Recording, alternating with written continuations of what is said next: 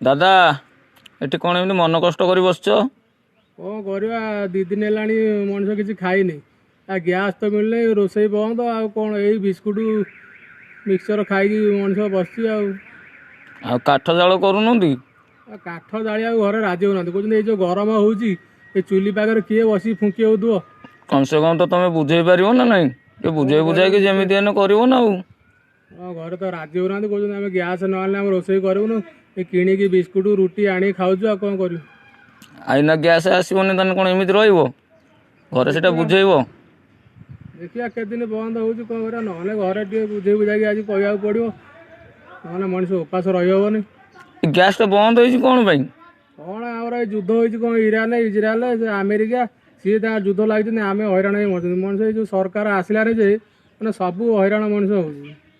ତାହେଲେ ଏମିତି ଆମେ ଭୋକ ଉପାସ ରହିବା? କ'ଣ କରିବା ଦେଖିବା।